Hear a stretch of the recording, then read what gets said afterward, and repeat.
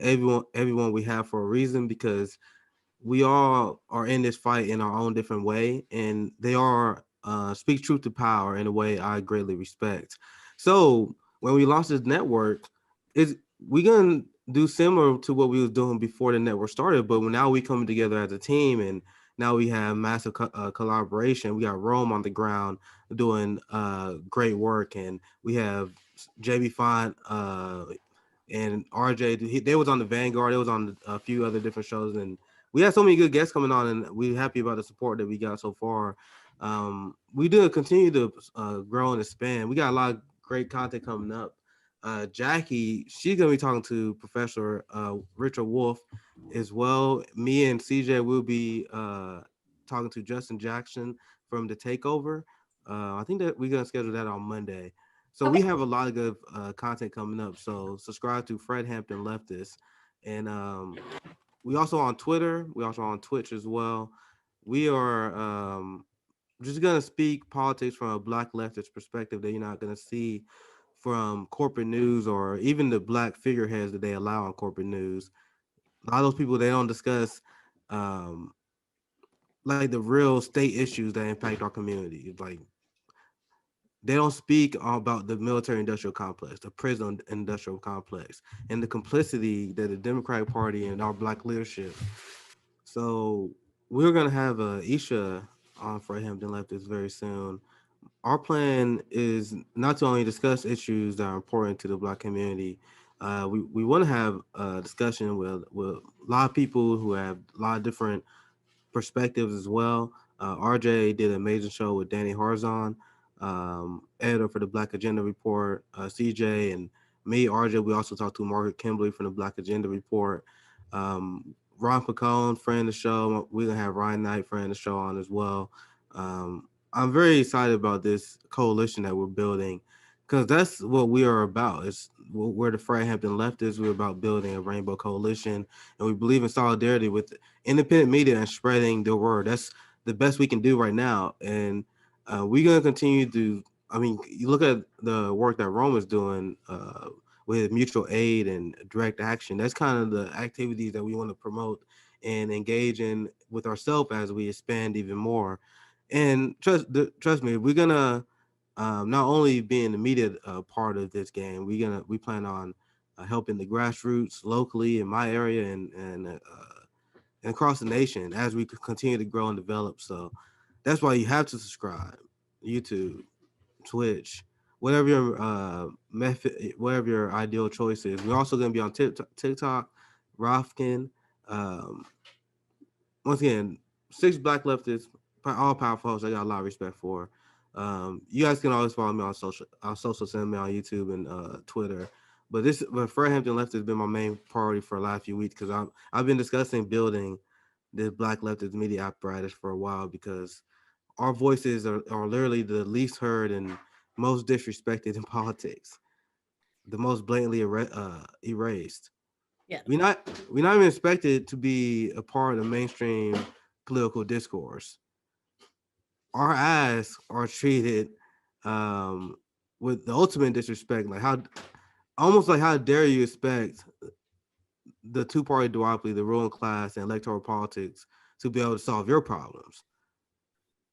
And our philosophy is that you can't really rely on that no more. Anyone who's been watching our channel, Frank Hampton Leftists, we are very strong advocates of a general strike. The working class putting massive pressure on businesses, politicians, stop donating to them. It's just a different. It's a different strategy that we've seen out of the electoral left and their strategy that they advocate for.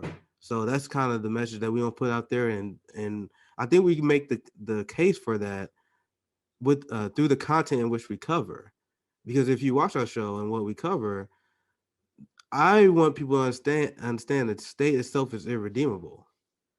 Yeah. Yes, Donald Trump is. I'll pass you. I want to get your opinion on this, Jackie. Sorry, Janet too. Um, because I cover and I tell people the state is irredeemable. Donald Trump is not new to me. Like Donald Trump is bad, but it's, like there was no shock to my system when Donald Trump was elected. Despite No. it was a shock to a lot of people's system, because he's just more of the same. Yeah. I think the only shock I had was the fact that I really thought it was in the bag for Hillary because I thought that's who they wanted. I did too, honestly. So, but I too. mean, that was the only shock. Other than that, I was like, I thought okay. Hillary was gonna win because Yeah. I'm like, this dude's an idiot. And I knew like anyone know my opinion on Hillary Clinton, and anyone know why I think she's garbage. That's why I thought it was funny when she lost because she has the moral high ground over nobody. That's a whole nother conversation. But when she lost, I didn't like. There was no sense of sadness in me. I was like, this is stupid. but I was like, I'm not sad because this is exactly what our country deserves. Donald Trump is literally exactly what our country deserves. Hillary Clinton.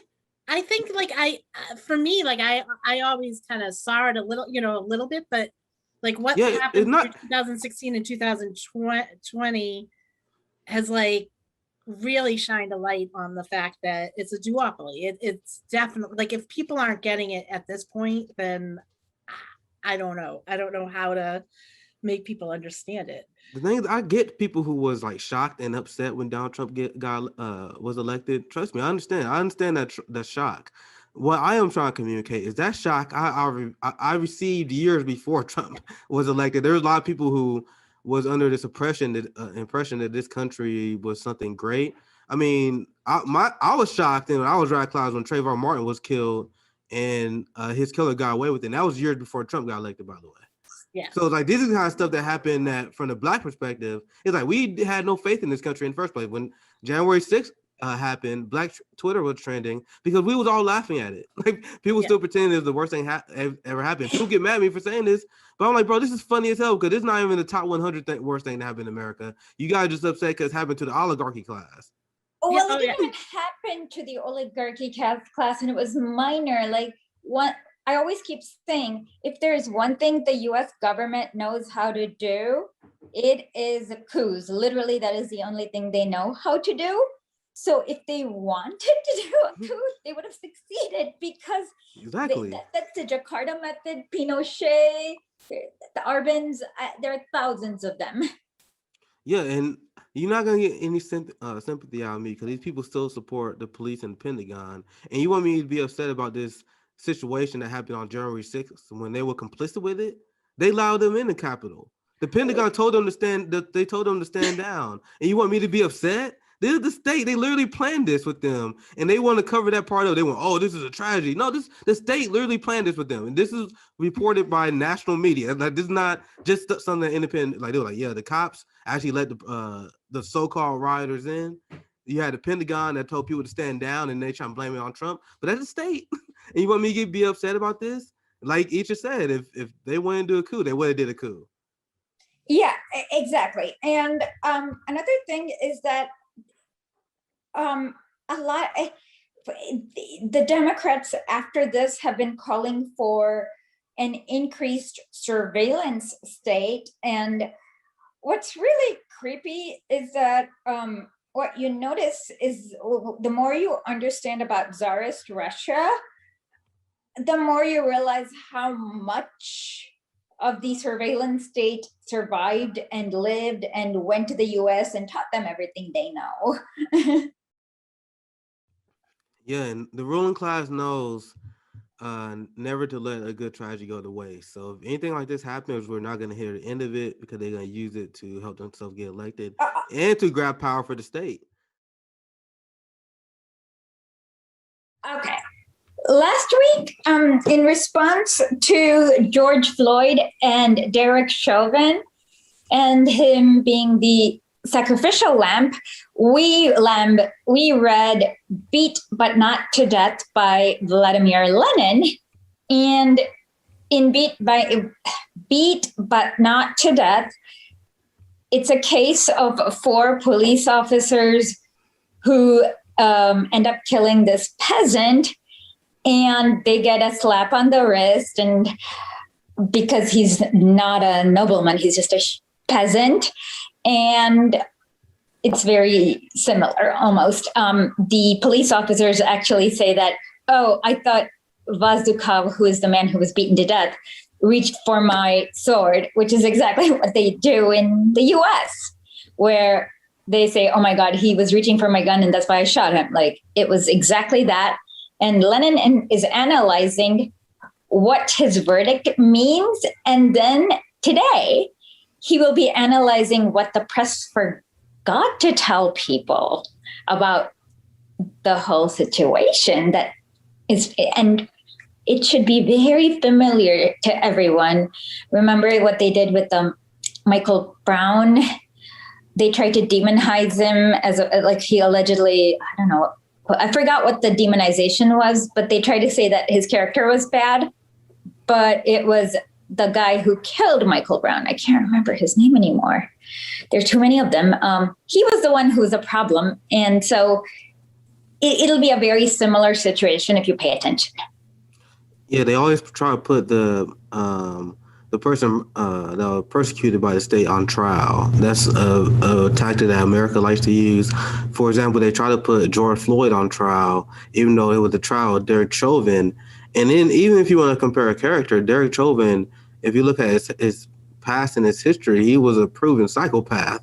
He had a long pattern of police brutality. The same thing that he did to George Floyd, he did to another. They actually said they may bring charges on this now that they had a George Floyd conviction, because he literally hit some teenager in the back of the head and stood on his neck the same way he did George Floyd. And then that victim was being vocal ever since the George Floyd protest. But because of George Floyd, thank God, and I'm happy for him, he's able to get his voice out there. And now they said they might bring charges on him for his case. So while they were trying to, while the corporate media were trying to put George Floyd on trial, you had Chauvin, who was a proven violent psychopath throughout the course of his tenure as a police officer. Now, ask yourself, was Derek Chauvin turned in by the police? No, he was turned in by the American populace, because that video, that woman, who I won't say her name because I don't think we need to start sharing her identification out there, because we know the police will probably harass her. So I'm not gonna say her name, but she's a hero because she put that video out there, and that's why he got away. So there's no such thing as a good cop, because every single cop in that department seen what Derek Chauvin was about, seen what he did, but no one blew the whistle. So that's what we're dealing with when we're dealing with these power structures like the police.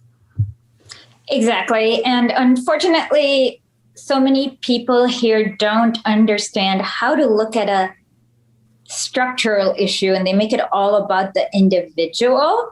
And it's about the structure often. Yep. The structure itself created Derek Chauvin. Like, people want to look at Derek Chauvin and be like, oh, that's just one bad apple. Say we got him, it's over. I'm trying to remember the guy's name. He was trending not too long ago. I may be able to search if I find it, but he was a famous police trainer, the number one police trainer in the country. He went. Do you guys know what I'm talking about? I might try to see. Yeah, he's the one who is a psychopath. Chapo did an episode about him. He made Killology. Let me Google Killology. I know exactly who you're talking about. I don't know his name, but he's a total psychopath. I can find it real quick. Okay, but please. He trained. Imagine how many people. The Killology. I think his name Dave Grossman. Yeah, Dave Grossman. Yeah. Once you've made the decision to take a human life, you're a transformed creature. You're a predator. What does a predator do? They kill. Only a killer can hunt a killer. Are you emotionally, spiritually, psychologically prepared to snuff out a human life in defense of innocent lives? If you can't make that decision,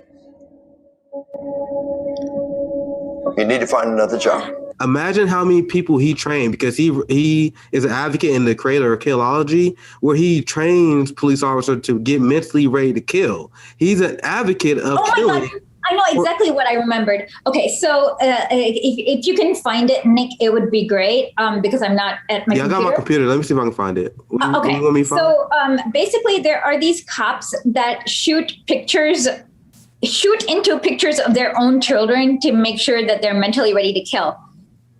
That's why he was trending. I know he also gave a speech where he was making jokes at this police speaking event about having sex with dead victims of police. Yeah. And people was like, what the fuck? Sorry, I didn't know if we can cuss on this. No, I don't know either. Like, I don't know about the YouTube algorithm. So we'll just like. So anyway, I was gonna say either way, that's messed up because the funny thing is the police officers laughed at it. So this is like a common culture in the police because he's a known, established. I mean, police officers throughout the country love this guy. He's a well-selling author. And then after the event, people was like, sign my book. Like he's well-respected and he made it. And that was just one clip. And there was another clip where he was telling people like, yo, you shouldn't feel bad about killing. Like these people are our enemies. Like these are the people that are training the police in America. So Derek Chauvin is not. Like he's training people for war and not civilian work. If like okay. Mm-hmm. And they train their kids to think this way. Why do you think the kid damn, I'm blanking on anyone's name today. The kid who traveled across state lines and killed that guy. What's his name? Wait, is he a kid of a cop? The Wisconsin kid. No, he's talking about Kyle Rittenhouse. Yeah, Kyle Rittenhouse. Sorry, I got so many names. Kid. He's from Wisconsin. I got so many names in my head. There are so many names. Kyle Rittenhouse was one of those people who was trained to kill the opposition at 17 years old. Like, how can someone have the mentality at 17 years old to kill someone? Because he's in that police military culture, and that's the culture they teach. Like, yo, if you have someone who disagrees with you politically, you got to kill him. It's literally the American Taliban, and that's the police is a part of that. But go ahead, Isha. Okay. Well, what I was saying is, I was going to ask you, was Kyle Rittenhouse like a son of how is he related to, like, is he a child of a? I don't know his family relations, but his entire ideology is part of the Blue Lives Matter ideology. Okay. That's why he was going to counter protest the Black Lives Matter, because he stand up for Blue Lives Matter. So that's why when he was after he killed that person, he raised like $500,000 in like the first 24 hours in legal defenses, because he has so. And then people looked into the donations, and it's like, I don't have the number top of my head. I can find it for you guys, but there was like an insane percentage of the money he raised that came from like former police officers, current police officers, military officers. So this is the Back the Blue gang. It's and that's how we should refer. We need to refer to people as the opposition. They are occupying force, and they're a gang. They have a literally a flag. Y'all see the Blue Lives Matter like flag and symbols. They drew their line in the sand, and they picked a side. And Janet, you remember the clip you made about the LA deputy gangs? Maybe we should play it right now. Yeah, I can do that. So the term chasing ink derives from when these deputies or a part of these deputy gangs, they actually receive tattoos which show the logo of that specific deputy gang. And most of these deputy gangs, they have their own logo. So the executioners, it's a skull with this sort of military helmet and a gun with smoke coming out of the gun. So when someone is chasing ink, when a deputy gang is chasing ink, that means that they want to get that tattoo on them. I mean, of course they could get it on them whenever they want, but as part of being in this deputy gang, you have to be authorized by the leadership of the gang to actually get the tattoo. But before that, we held a press conference in front of the Hall of Justice in downtown LA before this even came out, but after the shooting, that the other deputy that Vega was with, and Deputy Vega was the primary shooter, but his partner, Deputy Hernandez, was in a deputy gang. More than Yeah, they're completely okay. So from my interviews with former police, it's like they're. Check this out. I found this story. Sorry, Isha. I look this story because it's kind of back to me. This was for just 2 days ago. There was a cop that was fired because he was caught donating to Kyle Rittenhouse, and he was fired. And then he raised more than $47,000 in one day after he was fired. Oh my God! Just to back up what I was saying. So there's literally an entire web of former military, police, individuals in America that backs Kyle Rittenhouse and backs people who killed protesters. But go ahead, Isha. I'm sorry to cut you off, but I wanted to add that context. I was just going to say that the people I interviewed this attorney from LA. He said that basically they train people to carry out counterinsurgency measures, which is basically what Pinochet, like throwing people off helicopter, like what Pinochet did. It's a very cruel ideology. It's like fighting democracy is what they train them for. There's a complicated question here. It seems like no matter how many laws you pass, like they're like, I don't know. What is the solution, I guess? That's why we advocate for shutting the system down, general strikes, and not giving it validity. Like when you prop up an imperialist, when you prop up someone who supports and built the system like Biden, you're just giving the system credibility. Don't give it credibility. The only thing we should be focused is on tearing it down. Just because the boomers passed us this stupid system don't mean we should be doesn't mean we should accept it. Like my time as an adult, I learned I'm like I don't have to accept this. Like that's what I learned through following the writings of MLK, Malcolm X, Dr. Cornel West, Frederick Hampton, because the message they send to you is you don't have to accept this shit. When the Black Americans in the 50s and the 60s didn't see the society that was created for them, and was like, yeah, I guess we're secondhand citizens, second-rate citizens. I guess it's how it is. I guess we gotta deal with it. We gotta continue to support the status quo and have incremental. They didn't think like that. They was revolutionaries. They said, no, this system we got was stupid, and we're gonna change it. And I don't know why people think that our generation should have any other different mindset. So just because you guys passed us a new Jim Crow, we had civil rights supposed to be taken care of. They created a new Jim Crow. They created a prison industrial complex, a military industrial complex. They're like, oh, everything's good. No, it's not good. So my answer to your question is stop giving the system validity. Reject the capitalist system as a whole, because I don't even like the American capitalist culture. And I wish I remember the intellectual that said this, but they said one of the best ways to reject capitalism itself is reject the way capitalism told you had to live. So capitalism, they want you to live, they want to move on your own, get your own place, because they sell you that idea so they can sell more homes. They want you to be independent, they want you to have a high cost of living. But if you look at societies and how it used to be ran, and when you look at how indigenous people live, when you look at how Latino people used to live, African cultures, like you have grandparents living with their kids, and then the kids will live with their grandparents. That's an anti-capitalist way of living. But the whole idea, we're supposed to have these communities where we take care of each other. And then you have this family with all their people, and then you have family friends, like which I'm trying to have a community I'm forming now. And whether you call it a socialist commune, no matter what you call it, you have a community that take care of each other, because our system not going to do it. It's not going to happen. Like we can't. We advocate for it, but it's not going to happen anytime soon. We have climate crisis coming up. We have so much BS that is going on in our society. So when you ask me what the solution is, this is the only thing I can advocate for, because I can't, in good faith and good consciousness, tell you guys things are going to get better with the state things are in right now. So there's a lot of people that just sell BS. Well, they're like, well, we just keep fighting and keep donating politics. You know what I'm talking about, right? The people that say we just keep donating to politicians, we'll be okay. To keep advocating for Justice Democrats, and we push the party to the left. That's not helping nobody. Like, who is that so far in this pandemic? So many people have gone homeless. We have 500,000 people that died because of COVID. Because a lot of people, and they had a study, and I'll pass it back to you, Isha, where 1/3 of people deaths could have been avoided in America if we had universal health care. So if you look at a total number, I think we're at 500,000 now. You can correct me if I'm wrong, but take 1/3 of that. 170,000, something around that number, that amount of people that we allow to die in the name of capitalism, because we have a private healthcare system.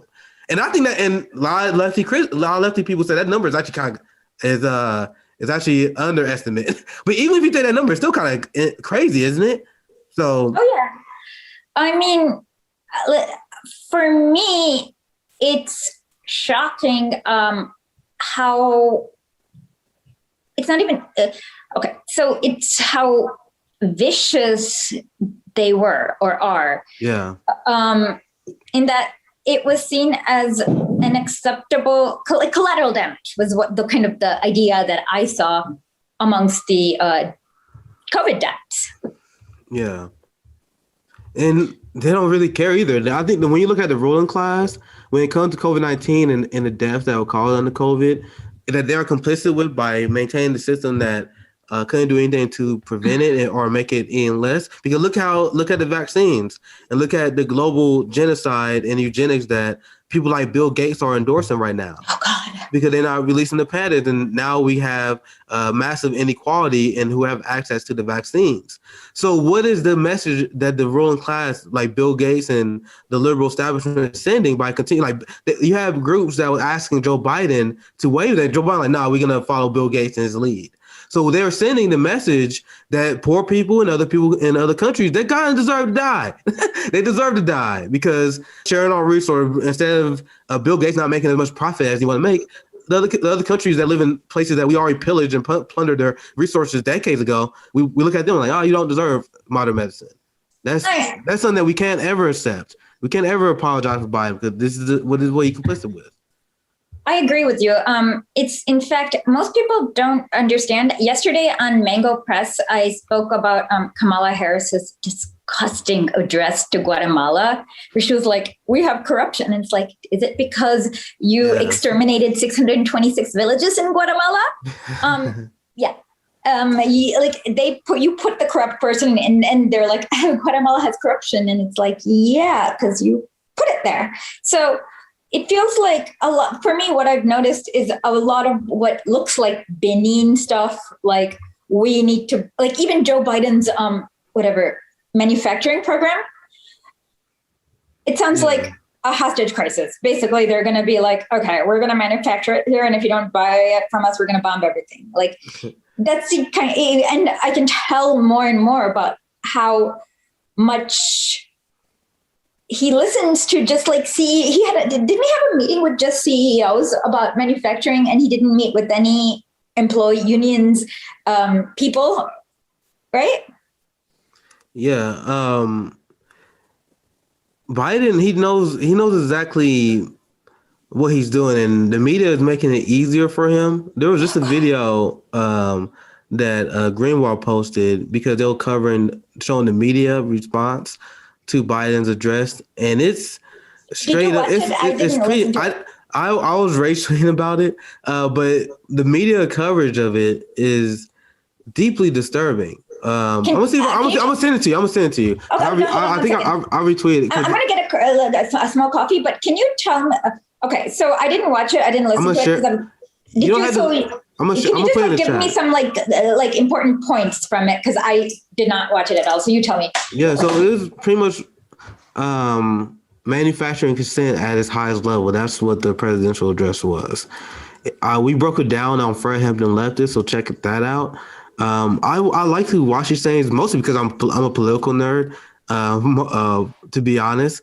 But I think there is a lot of value to see how the ruling class and our opposition is approaching politics. And when I watch Joe Biden's speech, and when I see how the media is covering and how I see our shameful progressive politicians trying to pretend that Biden is better than he is, this is a massive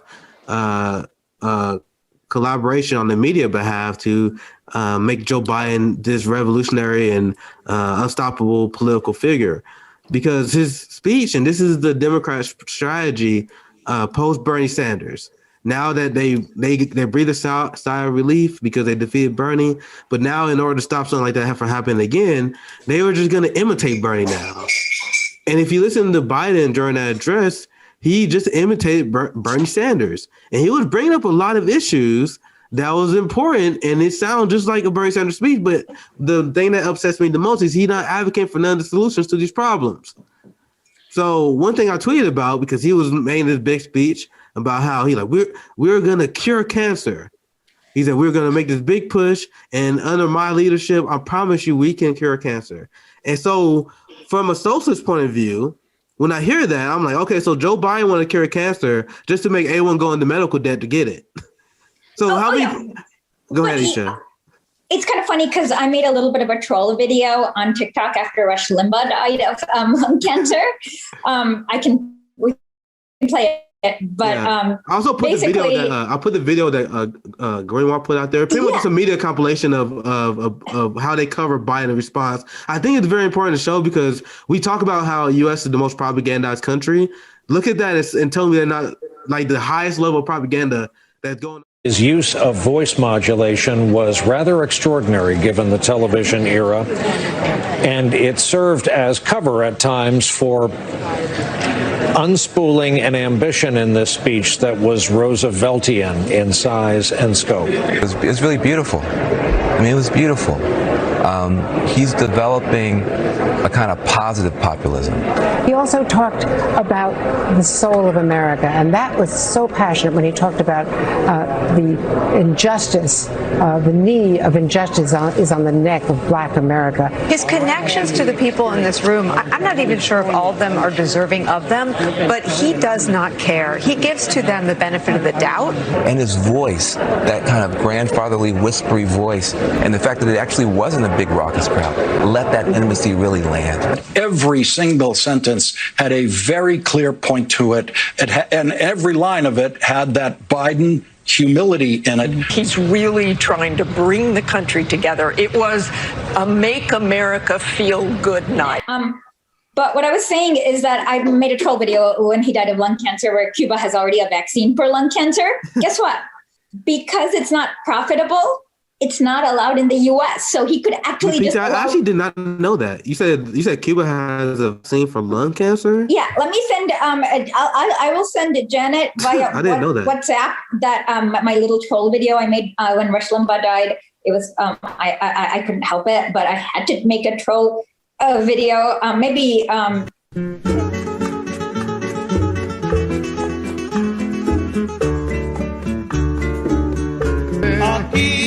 Se queda la clara, la entrañable transparencia de tu querida presencia, comandante Che Guevara.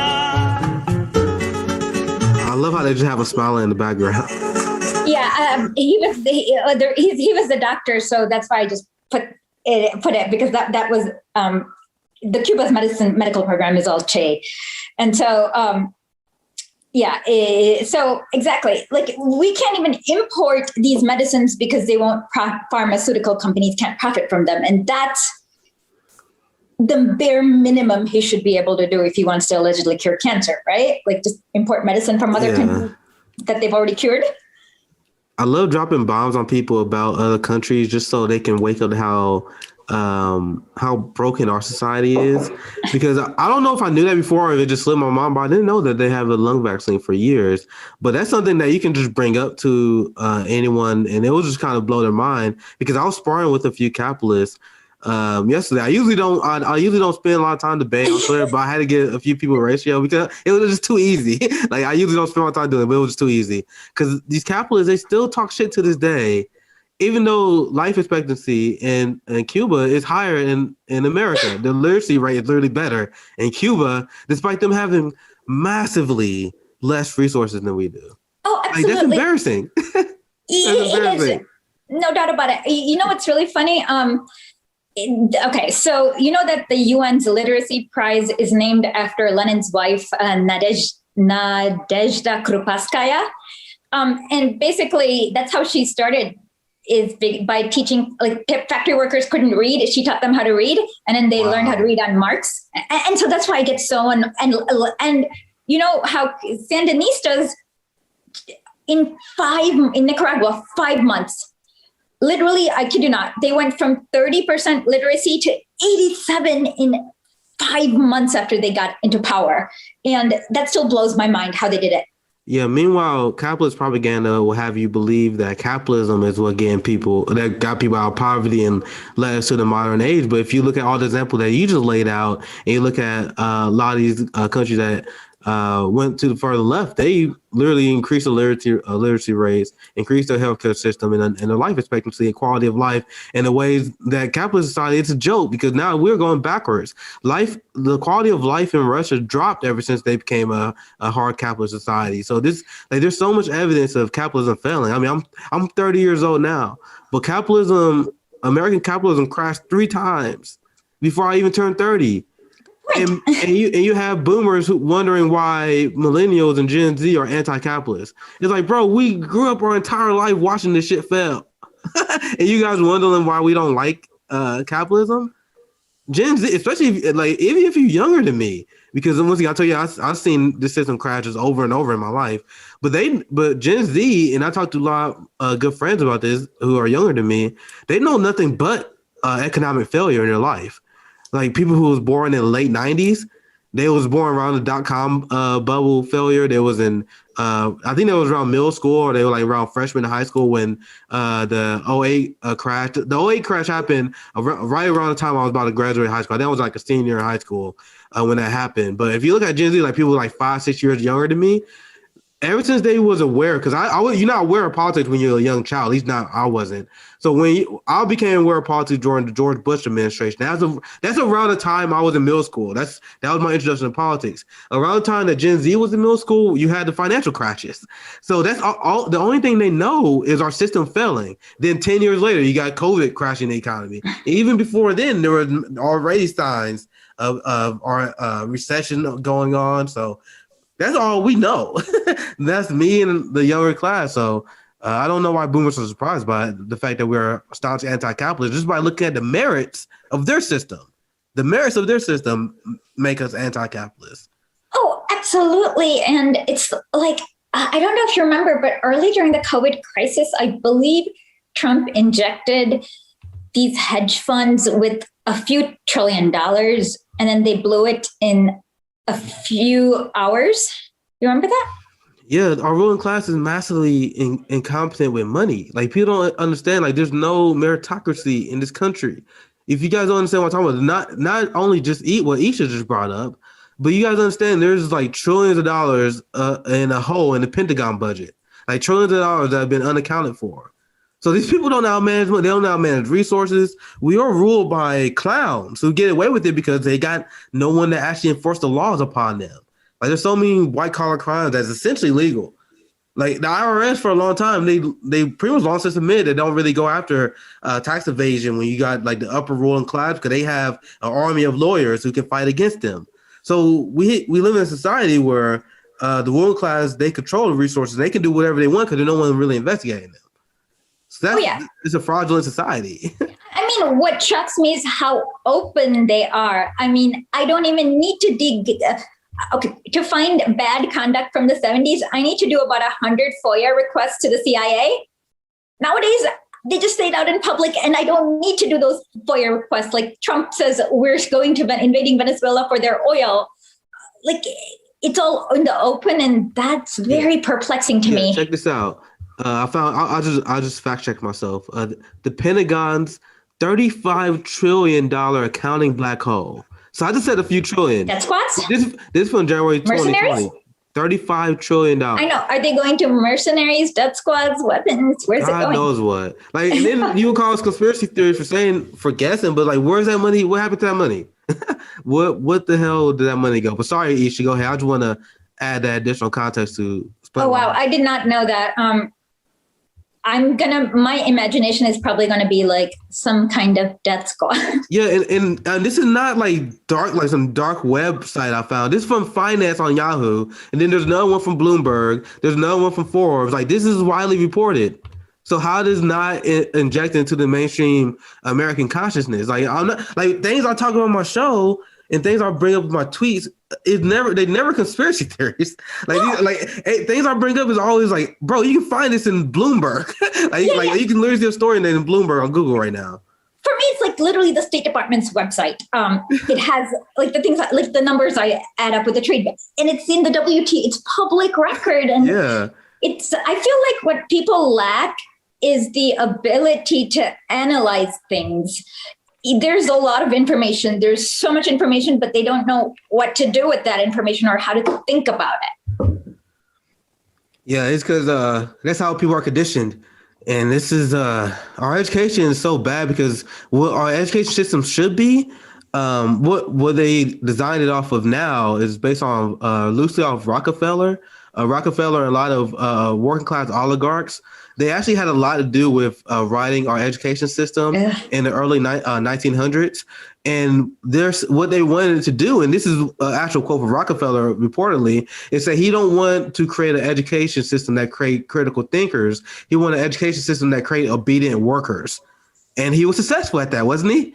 Like the education system in America, it creates really, really obedient workers. Like we one of the most productive country in the world, despite the fact that we're not paid as such. But they don't teach people critical thinking and how to think in terms of like critical thinking against the media narratives. Like these are the kind of things that are not taught in school. Like you're not taught how to be skeptical of government in high school. In fact, you're taught the exact opposite. You are taught whatever you see on corporate news, whatever is coming out of the White House pressing, and whatever is coming out of the Senator's press. Like you are actually taught that they're telling the truth. So not only they're not teaching you the right thing, they're teaching the exact opposite thing in public education. So that's how this propaganda gets instilled. And even though we bring up this information, they are trained to say, "Oh, there's no way that can be true." $35 trillion unaccountable from the Pentagon.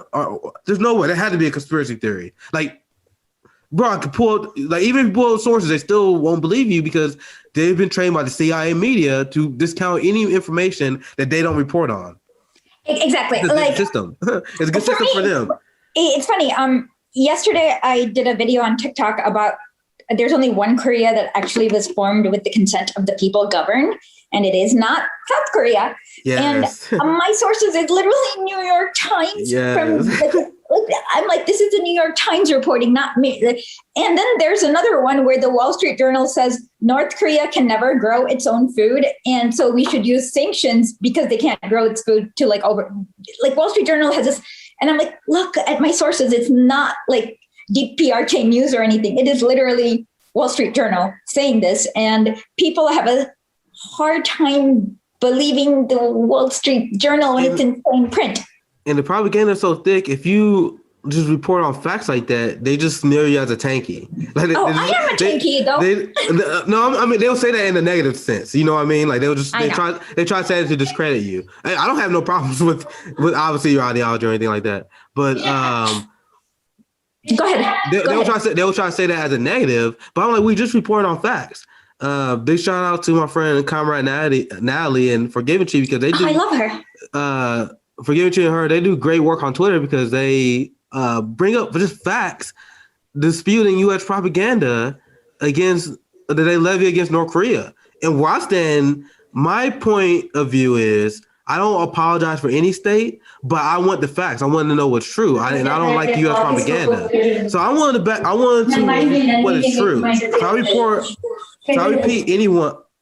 No, not you, for my sister. Okay, yeah. So I respect anyone who debunks U.S. propaganda. I think we need to speak those troops because what the information they lay out there, and like you just said before regarding the Korea, these are documented truths, like that they lay out, and they rather just mirror and attack you as someone who is unreasonable for pointing out these truths, and I don't buy that. And for me, I don't see how anyone can ever criticize another state when we live in the failed state, when we live in the evil empire.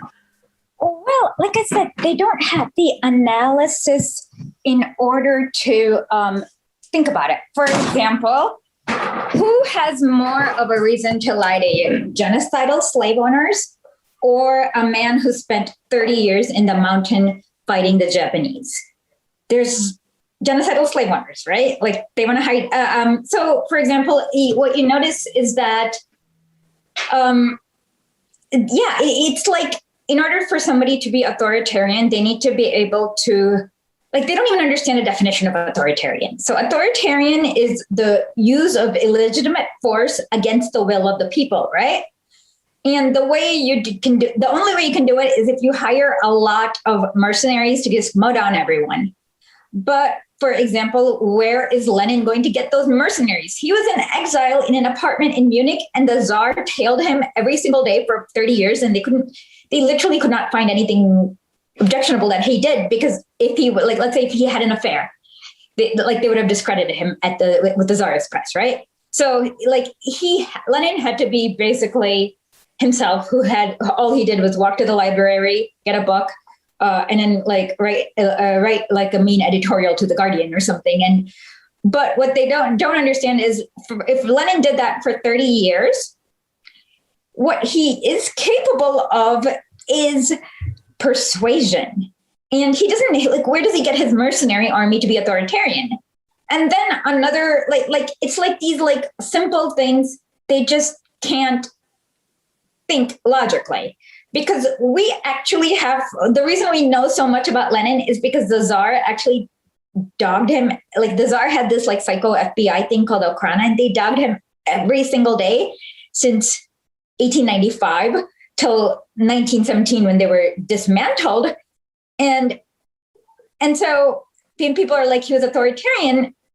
And I'm like, how?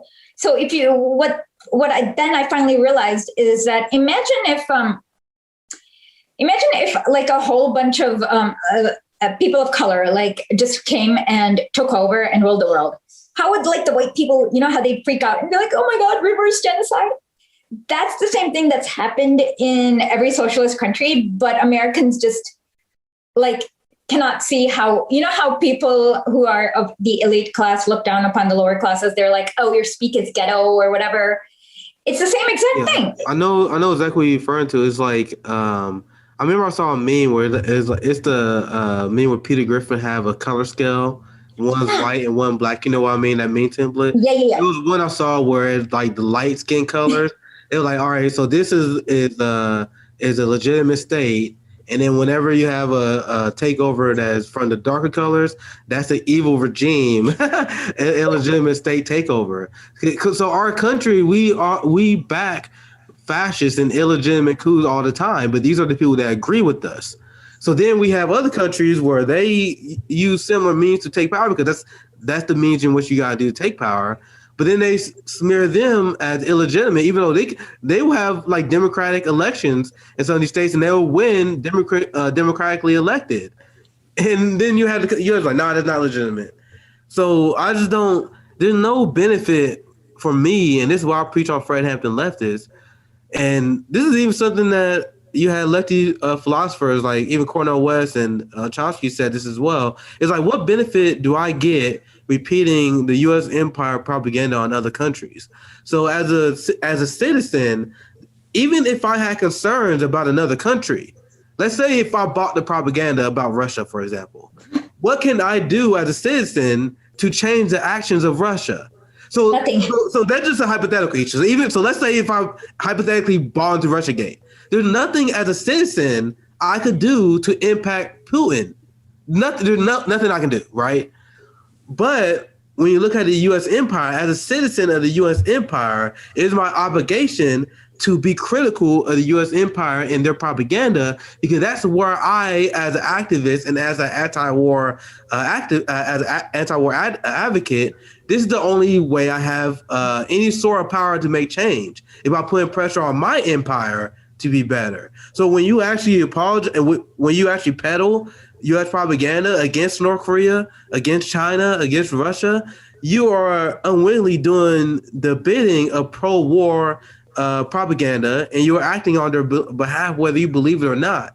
Because if you're anti-Russia, if you're anti-China, if you're anti-North Korea, ask yourself, what is the conclusion that you're coming to as a private citizen? So if you're anti these countries, that means you're inherently saying that we have to do something against it, right?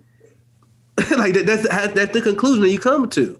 That's the criticism I have of the Democratic Party when it comes to a police state. So they will pretend to be on our side when George Floyd died, when the police killed one of our people. But I'm like, okay, what's your conclusion though? The conclusion is to give more money to the police. I'm like, okay, so you're not on our side. So that's the same situation when it comes to imperialism. When you repeat their talking points, you got to ask yourself what the conclusion of that talking point is. The conclusion of your talking points when you're anti-Russia is to ramp up the new Cold War, like the U.S. empire has been doing. So don't do it. Like I don't. So me personally, I don't take any time like wag my finger at other countries. Like they're not the ones shooting us. like Russia's not shooting black people in blue states. So that's where I stand on it. That's where I stand personally on the based on my lived experience and where I stand on my political ideology. And that's why I'm more than open to talk to people that a lot of people smear as a tank. I'm like, what? Like they're not my enemy. Like they're not. They're actually advocating for my people by advocating against U.S. imperialism, because we had. I'll toss it right back to you, Isha, because we had conversations about how U.S. imperialism relates to the police state. So what you're doing actually helps my community. Escalation against China, they're actually hurting my community. They're not doing anything to help my community. But people who advocate against the state, they help in our community. I'll pass it right back to you, though. Oh, I'm just saying that I always ask people, find me one time where I've been wrong, and they never tell. Okay, so what people think I'm at debunking is like Kim Jong-un is the greatest person on earth. No, that's not what I'm debunking. What I'm debunking is Kim Jong-un probably cannot reanimate the dead. And that gets you smeared as a tanky. You know what I mean? Yeah, I mean, I just think it's like anyone left of center who's spending their time doing that. I just don't understand what we get from that. Like when I see people do that, I feel like you're not advocating for. Oh, I know what they're doing. Hey, go. What's your theory? I would like to hear. So it's called respectability. You know, Bill Cosby used to do that, where he thought that if people pulled up their pants and acted less black, the white community would. Like it's a way of appeasing power. Yeah. Bill Cosby was the most annoying one on earth, in my opinion. Do you remember? You're probably too young to remember him. Good. Cosby? Yeah. Yeah, I'm definitely aware of Cosby, just because they used to have reruns of the Cosby Show all the time growing up. So it was like when the Cosby situation happened, I remember I was like, what? There's no way, because this is back when I wasn't educated. When that situation first happened, I'm like, I didn't know the power dynamic at the time, but now I learned more about how the ruling class pretty much all deviants and how it's pretty much impossible for women to come forward with this kind of stuff. And I'm like, and then as the case go on, I'm like, oh yeah, Bill Cosby definitely a piece of shit. But from the black community, it was like that was a hard pill to swallow. But I'm like, yeah, that was messed up. But especially because what he meant to the community, the black community with a show at the time. But when I learned more about Cosby, now I'm at the mindset like, fuck that guy, because he did exactly what you were talking about. He was like this obviously he's this hypocrite, obviously, but he was like this moralizer that didn't help. Yeah. He was that guy who was like, yo, black youth, they don't know anything, and they're going off the wrong path. Then he pulled their pants up, stopped listening to black rap music, and then like isn't nothing but him and Steve Harvey always do this shit, and nothing but criticism. Meanwhile, you're the black boomers. You guys advocate for a police state. You guys supported a crime bill that threw us under the bus, that literally never gave us a chance. You guys embraced a new Jim Crow, and you guys backed up capitalists that tanked our wealth, tanked our quality of life, and you guys left us in a way worse position than you guys started off with. So you have black boomers who had opportunity, and they was able to climb the social ladder because they had unions, they had a lot of support from the working class, but then the black boomers, they bought the capitalist propaganda. They shifted right with the Democrats. They supported the crime bill. They supported Bill Clinton, who advocated for welfare reform, which gutted welfare, and that slashed the quality of living of not only African American, but people of color across the entire country. But so that's what they did. This is what the black boomers supported, and they didn't fight against this. But then they have the audacity to then wag their finger at the black youth who are suffering because of the political decision that they made. So we're suffering because the police state that the Black Congressional Caucus supported in the 90s in the crime bill. And then people like Bill Cosby and Steve Harvey had the audacity to wag the finger at us, the powerless black youth.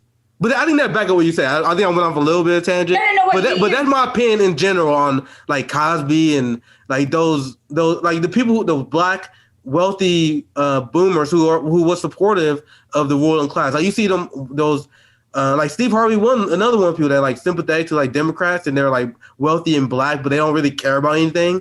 There's a problem that we deal with in our community all the time. But go ahead, Isha. Oh no, I'm just saying that the phenomenon is basically that. Like, so Bill Cosby advocates for respectability, as in if you appease those in power a little bit, they will meet you halfway. And that's never how power works. Power does not, you cannot appease power. And so people who denounce tankies, like they do it because they're like, oh my God, she's going to make us look bad. But that's not the point. The point is that you do not have the hegemony in the press. No matter what I do, they will make me look bad. Right? And what you said is so on the money, because, you know, that sounds very familiar. like the idea you just laid out, where you said they want to be nice to the ruling class because they believe the ruling class will get closer to them and be nicer to them by doing that. Who does that remind you of? That reminds you of the Social Democrats, the Soc Dems. These are the people who they believe that if we be nice to Biden, if we be nice to the Democratic Party, and we apologize for them, they will take us more seriously. Meanwhile, they still talk stuff to them to this day. like LC has been nothing but amazing to the party itself and to Nancy Pelosi. But Pelosi recently had an interview where she was talking stuff on AOC. Oh. Meanwhile, like if you look at the landscape itself, Joe Manchin is the one who's stopping Biden's agenda. But you notice that Nancy Pelosi didn't say anything negative about him. He said something negative about AOC, even though AOC is playing ball. So what that tell you? I only bring that up because that backs your point of how no matter what you do, if you challenge the power, they're not gonna like you. Like they're still gonna attack you in a dishonest way. So you might as well tell it as it is and help move the Overton window to the left. But what they do, the Social Democrats, they pretend that Biden's good. They buddy up with Nancy Pelosi. They believe that we should support the Democratic Party and make nice with liberals, because if we do that, they'll be more likely to support our policy. And how's that worked?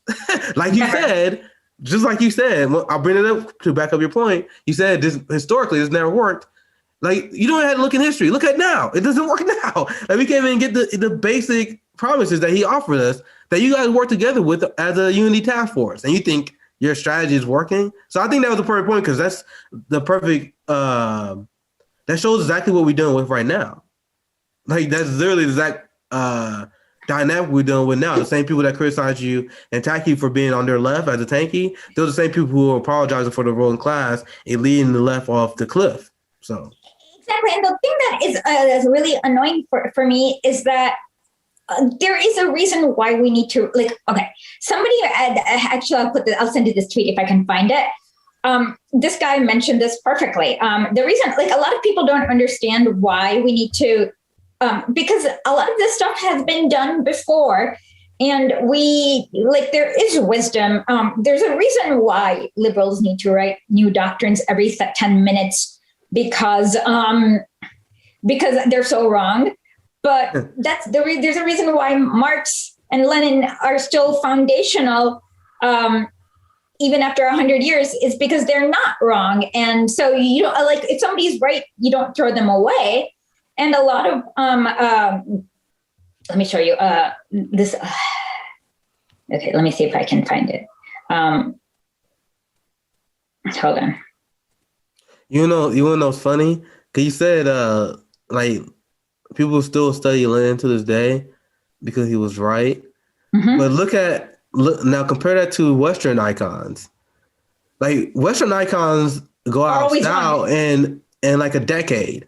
Because I remember people liking Bill Clinton during his time in office. And even right after he was in office, I still remember in the Black community, there was still a semblance of respect. Like, oh, Bill Clinton was okay. But now everyone knows Bill Clinton was horrible.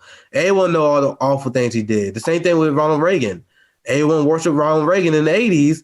But now everyone knows the harmful effects that Reaganism has had. Like, they literally writing stories. They're lying, by the way. They're making false stories about how Joe Biden is rebuking Reaganism. So they're saying that it's not true, by the way, but they are writing that as a good thing. So even the mainstream corporate propaganda turned against Reagan. So what's my point? My point is that these American figures, they get turned on in like less than a decade because their work is so awful that there's no way it can stand the test of time. Like people are turning against Obama now when he was untouchable, like the first few years he left office. Why are people turning against Obama now? Because with a record and a legacy as awful as his is, you can't continue to lie about it forever. Like it's only a matter of time before people continue to share your stories. Like they can only black it out for so long. Like when we hear about all the awful things that Reagan did in South America, like these are the kind of stuff that eventually will get out. Like so you can hide how awful these people are when they're in office and for a certain period of time. But those people, it's only a matter of time for they're exposed. But with Lenin, like he said, people still listen to what he says. Yeah. Okay. So the reason why I'm saying this is because a lot of liberals don't understand this phenomenon.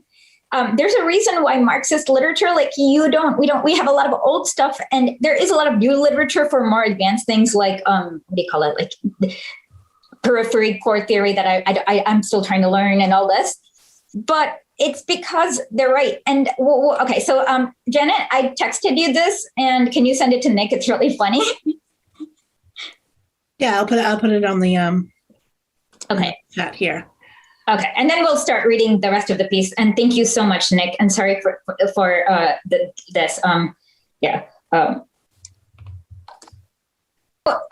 What it is that like right-wing ideology is everywhere. You don't have to learn it because culture just gives it to you. Left-wing ideology, you kind of have to learn it because no one's going to teach it to you. And that's why you have to spend so many hours reading theory. Yeah. That's why I have fun with the conversation, because I feel like I'm learning more, because I can always learn more about Lenin and more theory. So, yeah, it's like we don't have... So American instincts program people to think everything the wrong way. Even like Lenin actually talks about why incrementalism doesn't work. He makes a joke about the struggle for, you can't ask for big things because of small things, and every mistake that leftists have done, literally you can find Lenin saying, explaining why it won't work. So it's not just enough to have like a good heart if you don't know how to. The leftist problems are things that we don't know how to solve, because it's never been solved. It's like a new thing. And right-wing problem is just keeping the hierarchy. So that's why we have to spend hours and hours figuring out what to do and understanding our world. Yeah, you made a really good point, because I talked about this before. It took me so much to unlearn what I was taught through public school, like even just bad knowledge that was passed down that we would train to believe by our general American culture, and it does take a lot of research. Like I had to learn a lot more about history to kind of reach the conclusion. Like I had to relearn history because American public school history is trash. I think I mentioned it on the show last time, but I always tell people, if you don't know the history of the CIA, you don't know American history. You think you do? Like you have like a broad overview of events. You don't really know what happened though. And when I had to relearn history, I'm like, we didn't learn anything about the CIA in public school. So if you don't learn anything about the CIA, how do you know anything that actually happened? Like you just know their events. Like there's World War II, like there's the Cold War, and now where we are right now. But then when you learn the history of the CIA, you learn how the CIA fueled the Cold War and how we was often on the worst side of the humanitarian crisis during the Cold War era. Like, so anyway, I don't want to get too long of a spill, but that's part how I rewired myself. Like that's why I had having this conversation now, because I'm still learning. I'm still in the process of it. Because I was a lib like 5-6 years ago. So at least someone I would consider a lib. I was still relatively anti-establishment, but I'm not near. I was still bought into like electoral politics and all these nonsense. But now, like after years of unlearning this stuff and talking to leftist comrades like yourself, I'm just learning different angles and different way to approach the empire that I would never even considered like 5-7 years ago. like this new like you learn about what you lied about in history. And, everything. Yeah, everything. Like so, it what you say is a very, very long process. I'm 30. I still got a lot to go. Oh yeah. I didn't even set out to be a tanky when I started my podcast. I mean, I know like I'm a good US bullshit spotter, but I didn't realize it's like this bad. Yeah. And then you realize that like if you're always wedded to the truth, it'll just like veer you straight to the left. And so yeah, I think most people don't even understand the situation in order to even talk about it. And maybe you can help me figure this out. Like the thing about Americans, especially white people, oh my God, is that their confidence is inversely proportional to their knowledge. And how do they do that? Like, how do they speak so confidently when they don't know so little? There's a pretty much in our society, they teach, especially young white males, they give them like a sense of what the one I'm looking for, that they are owed something, that they are special in a way, and they are superior. This is white identity politics. There was a piece that was widely mocked, and I got a lot of laughs out of it because it was a white guy. He wrote about how he didn't like Disney World because he think it becoming too woke. He said Disneyland is becoming too woke, so I can't enjoy it now. So why did I bring that up? It was very funny. And a lot of people had a lot of laughs on it. Like even liberals were laughing at him. But even the liberals who laughed at that guy who wrote that op-ed, I feel like they missed the main point. Why did this guy feel the need? Because in his piece, he was criticizing the clothes people was wearing in Disney World, and they had a recent policy where employees are allowed to show their tattoos. Because the thing in Disneyland for a very long time, if you didn't know, all employees were forced to cover up tattoos, and if you didn't have a tattoo, you couldn't cover up. You couldn't be hired there. But because we live in the modern age, tattoos are becoming more socially acceptable than they was back in the 70s and the 80s. They changed their policy where they're like, okay, you can start to express yourself no more, even more. Like people, if you had mohawk back in the day, you wouldn't be able to work at Disney, for example, because they were very socially conservative. But they changed with the times because they a business and they chase profits. That's why they do it, by the way. Not because they're good people. It's because they realize, all right, this time is changing. We got to adjust with the times. So they made these policies. So the white guy, he was arguing that these workers shouldn't be allowed to express themselves because that ruins his immersion. The people were laughing at him because he was being like a man-child. But the takeaway I have from this story, well, what leads him to believe that everyone should change their lifestyle to be accommodating to him? Society breeds these people. American society breeds white people, especially privileged white people, to believe the world owes them something. Like when you look at people of color in our community, we don't believe people owe us shit. Like we're not gonna see a black person write an article like that. Sorry guys, it's not gonna happen. Because there's like this white entitlement that is like pervasive in our culture where they believe like we gotta be accommodating to them. Like and that's something that bleeds into like their political beliefs as well. Where they believe that they can tell like a woman what they can do with her body, for example. They believe they can tell you what drugs you can or cannot use, even though it's not harming anyone. Like this ideology is based in this privilege where they believe they can just straight up tell you what to do, and they believe they have the right to do it. And that's something that, like, if you talk to anyone who's a person of color who's been around these people, I sold cars in Kansas. I've been around these privileged white people for a long time, and that's the problem that they have. And if you're a white ally, you're part of the working class who are our comrades, and you know who you are to actually speak on issues of people of color. You guys know I'm not talking about you because I got a lot of good white ally friends. But you guys know like the Pete Buttigieg supporter, like the Elizabeth Warren supporter, the white Kamala Harris supporter. Like these are the kind of people I'm talking about. The people that are otherwise viewed as like socially upstanding people, but they're really insufferable. And some of the most racist people that I've ever been around. Like the most racist people I've been around is the white liberal guys. And that I always try to tell people. Oh yeah, liberals are the absolute worst in their incomprehension. Like they can't. I mean, liberals automatically assume that anyone who disagrees with them is stupid, and then they always end up like just like not understanding that it's possible that somebody knows more than them. And yeah, white liberals think people of color that's to their left, they think they're dumb. Yeah, exactly. And they don't realize how racist that is. Like it's just like this. If I seen white people, like white liberals, they treat like white women Trump supporters with more respect than they treat black leftists. Because if you look at the numbers, white women voted for Trump 2 times. Like they voted for Trump over Hillary Clinton, and they voted for Trump over Joe Biden. Meanwhile, they're yelling at me. I'm like, bro, this is a white woman problem, not me. But they wanted to invite that white woman to sit at the table. Like they wanted to have a conversation with the white conservative who will support someone like Bush. Like they love Meghan McCain. Like Meghan McCain get an audience for them. Meghan McCain had horrific beliefs.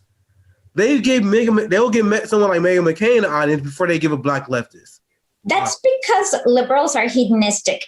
So conservatives make them feel good about themselves. Leftists make them feel bad about themselves, and that's why they lash out. Well said. I agree with that. That's a pretty good way of breaking it down. Okay. Well, thank you for joining us, and we're gonna. I'm more than happy to do this anytime. Like, this is fun. So.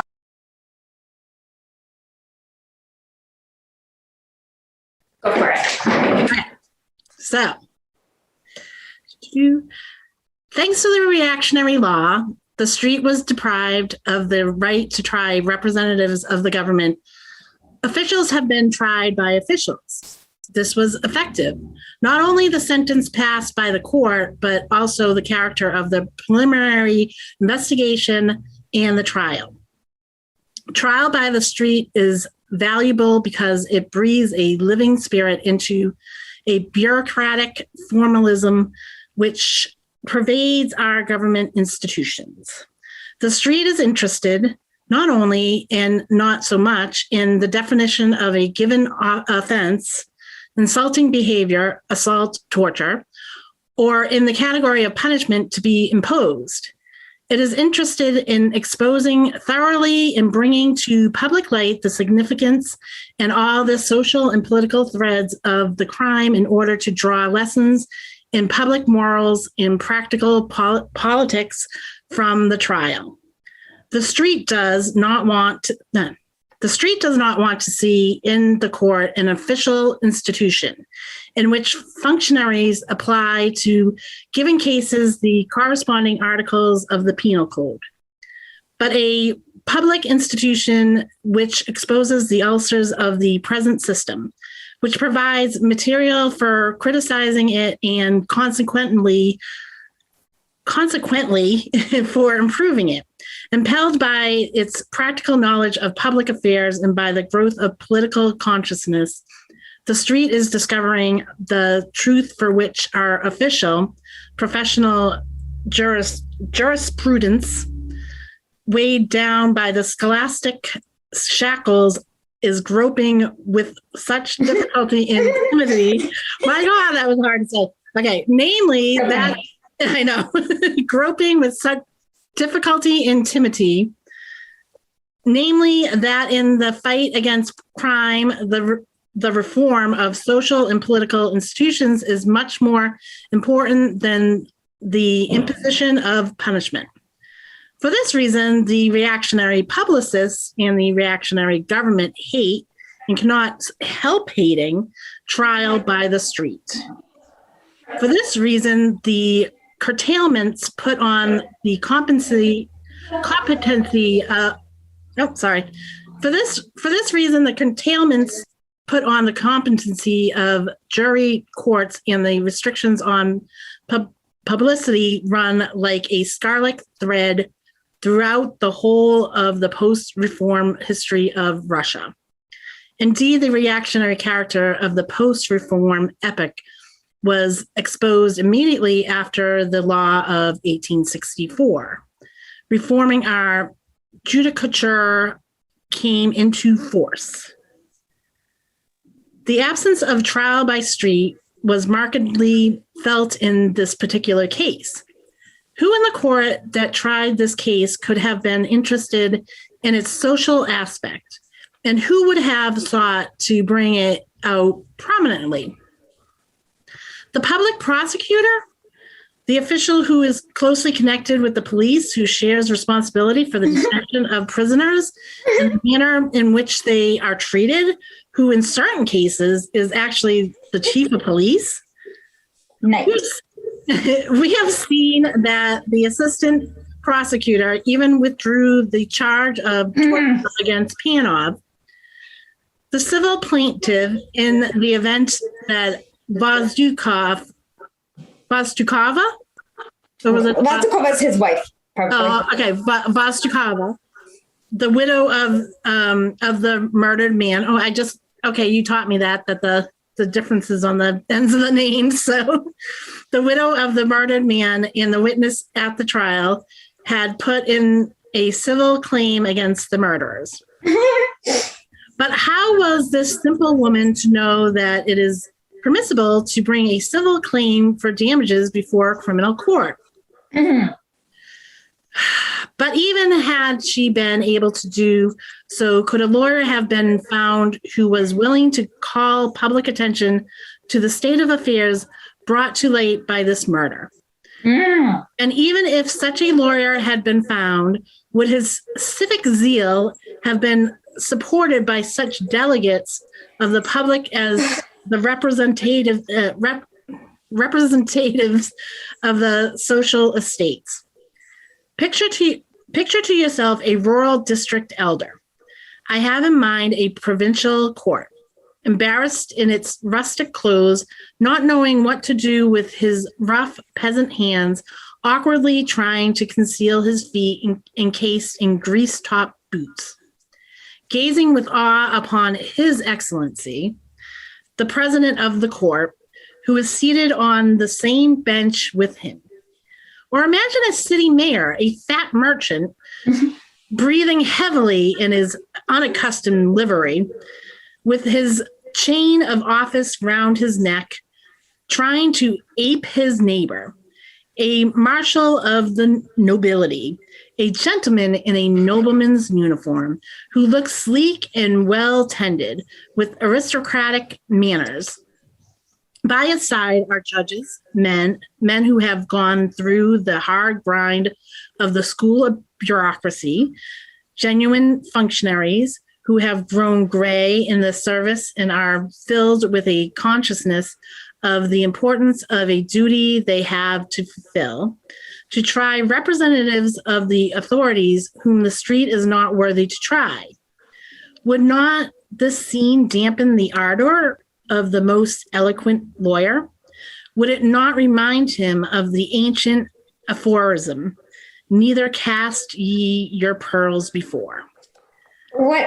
This is exactly the, I don't see any difference between this and the US prosecutorial system.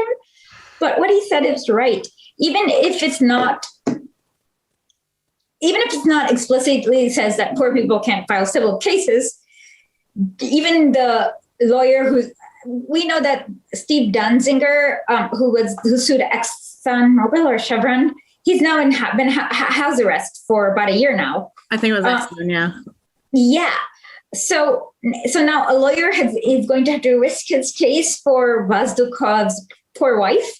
And it's the same exact thing here in this thing, is that even if the law theoretically allows remedies, they put up so many practical aspects, like how is today I actually saw a video by Daniel Schaefer's widow. It just made me cry a little. But how is she supposed to know? He was a window cleaner. Like, how is she supposed to know that she could retain a lawyer to do a civil case and a civil rights? And it's basically under capitalism, even if there's a theoretical avenue, it's so overwhelming that people can't exercise it. And Lenin's right. In front of like a judge, maybe the lawyer's a little more afraid to contradict him, even if the judge is totally wrong. And so there's these like social pressures and everything that like works against the proletariat. So yeah, I mean, I just to interject here on like, even you talk about like getting through being disabled and trying to get through the red tape, but imagine like you think that someone knows that they can sue for certain things and they don't. We're not told this. Even if you know that if a cop killed our husband, that we could go and sue like a civil case. Like, I mean, we're not told how to do this stuff because they don't want us to know. No, and then they'll throw your case out if your like form has the wrong thing or whatever, and you basically need a lawyer, and then you have to get a lawyer to work for you for pro bono. So he has to feel you, and pro bono lawyers like often do it because they care, or sometimes they do it for political reasons, but usually what they pick is easy cases that they can win. So if your case is even like a little thing, it's not going to, like, they pick like really black and white cases they know they can win because they get like 1/3 of the damages or 50. Well, you know what I mean? Yeah, no, definitely. So it's like there are so many filters against the poor or the lower class that Lenin's, I mean, like there's nothing, like literally nothing is different than the prosecutorial system in Tsarist Russia. And go ahead. No? I'm not seeing it. And so it happened that the case was rushed through at express speed, as if all concerned were eager to get it off their hands as quickly as possible, as if they feared to rake too thoroughly in the muck. One may get accustomed to living near a cesspool and not foul odors emanating from it. But as soon as an attempt is made to cleanse it, the stench assails the nostrils, not only of the inhabitants of the particular street, but also of those of the neighboring streets. I have nothing to say here. And yes, we are living in the cesspool. We're living in the cesspool. And this is going to be our weekly Lenin Intel. Okay, so just think of the number of questions that naturally arise and that no one has taken the trouble to clear up. Why did Vozdukov go to the governor? The indictment, the document which embodied the effort of the prosecuting authorities to disclose the crime, not only failed to reply to this question, but deliberately obscured it with the statement that Vozdukov was detained in the state of intoxication in the courtyard of the governor's house by policemen Shelemetyev. That sounds like an officer-involved shooting, the same exact passive tense. Yeah. Shelemetyev was mentioned last week. He's a cop who killed him. Yeah. Was he that? It wasn't Panov, it was this guy? No, Panov was the one who beat him in the head with the book.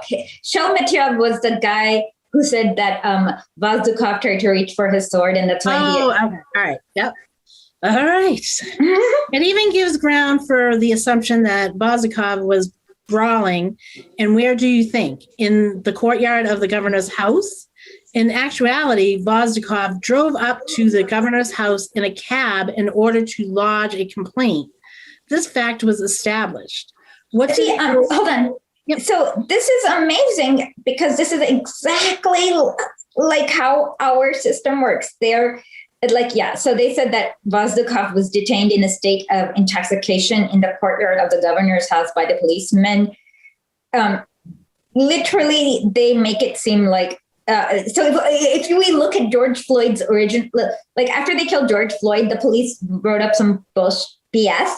They exactly said something like suspect was sitting on a car or something and hadn't paid some ticket or something like that.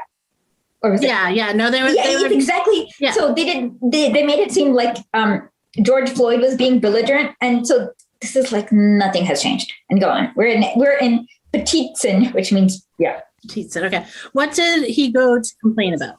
Petitsin, the superintendent of the governor's house, stated that Vozdukov had complained about the refusal of a steamship booking office to sell him a ticket. The witness, that's what he got killed over. Mokhanov, formerly inspector of the station in which Vozdukov was assaulted, and now governor of the provincial prison in Vladimir, stated that he had heard from Vozdukov's wife that she and her husband had been drinking, and that in Nizhny they had been beaten up in the river police station and in the Rozdestvensky police station, and that Vozdukov had gone to the governor to complain about this. Notwithstanding, hold on. So basically, his wife testified that the reason why Vozdukov had gone to the governor is because some different policemen had beaten him up first. It's like I can see this happening in America. Go ahead. Yeah. Notwithstanding the fact that the witnesses obviously contradicted each other, the court did not make the slightest attempt to clear up the matter. On the contrary, one has every reason to conclude that the court did not wish to clear up the matter. Vozikov's wife gave evidence at the trial, but no one took the trouble to ask her whether she and her husband had really been assaulted in several police stations. Several. Under which circumstances they had been arrested. What premise they had been assaulted. So they were arrested for being assaulted. Okay. Okay, so Vozikov went to get a ticket for a boat. They said no. And then the police beat him up. And then after, it's exactly like resisting arrest. And so they arrested him after they beat him up. And then after he got released, he went to the governor to complain that this police officer had falsely arrested him and beaten him up. So okay. I go back and say, in what premises they had been assaulted and by whom, whether her husband had really wished to complain to the governor, and whether he had mentioned his intention to anyone else. Most likely the witness, Pitson, an official of the governor's office, was not inclined to accept complaints from Vozikov, who was not drunk, but whom, nevertheless, it was necessary to make sober against the police and ordered the intoxicated policeman Shelemenyev to take the complainant to the police station to be sobered up. But this interesting witness was not cross-examined. The cabbie, Kranov, who had driven Vozikov to the governor's house and subsequently to the police station, was not questioned as to whether Vozikov had told him why he was going to the governor. Sorry. All right, so let me just start that again. The cabbie, Kranov, who had driven Vozikov to the governor's house and subsequently to the police station, was not questioned as to whether Vozikov had told him why he was going to the governor, as to what he had said to Pitson, and whether anybody else had heard the conversation. The court was satisfied merely to hear the brief written affidavit of Kranov, who did not appear in court, which testified that Vozikov had not been drunk, but only slightly intoxicated, and the assistant prosecutor had not even taken the trouble to subpoena this important witness. If we bear in mind that Vozikov, a sergeant in the Army Reserve and consequently a man of experience who must have known something about law and order, had said even after the last fatal blows, "I am going to lodge a complaint," it appears more than likely that he went to the governor to lodge a complaint against the police, that Pitson left to shield the police, and that the servile judges and the servile prosecutor do not wish to bring this story to light. Nothing needs to be said except, wow, nothing's changed. Nope. Okay. Yeah. Further, why is Vozikov beaten? Well, why was Vozikov beaten? Again, the indictment presents the case in a manner most favorable to the accused. The motive for the torture, it is alleged, was the cutting of Shelmatev's hand when he pushed Vozikov into the soldier's lockup. So the guy's hand got cut when he pushed. So yeah. Okay. Yeah. Okay. Okay. Soldiers lockup. The question arises: why was Vozikov, who spoke calmly both with Shelmatev and with Panov, pushed, assuming that it was really necessary to push him, not into the common cell, but first into the soldiers' lockup? He had been brought to the station to be sobered up. There were already a number of drunkards in the common cell, and later on, Vozikov was put in the common cell. Why then did Shelmatev, after introducing him to Panov, push him to the soldiers' lockup? Evidently for the purpose of beating him. In the common cell, there were a number of people, whereas in the soldiers' lockup, Vozikov would be alone.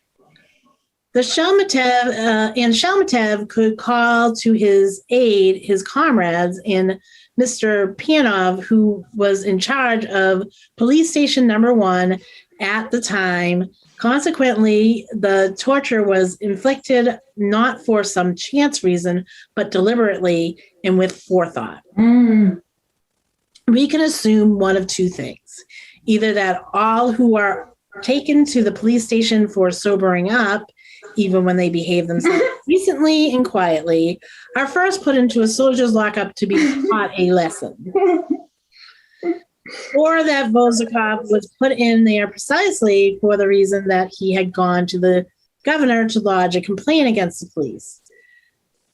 So they're mad because he was going to complain about their brotherhood. Yes.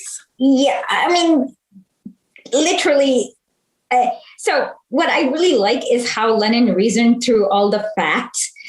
And I want people to just do the same exact thing every time they see this, like look through the case and anytime they use passive tense, just kind of ask more questions. And this one's like, this is like perfect. And it's like, oh my God, this is exactly what happens.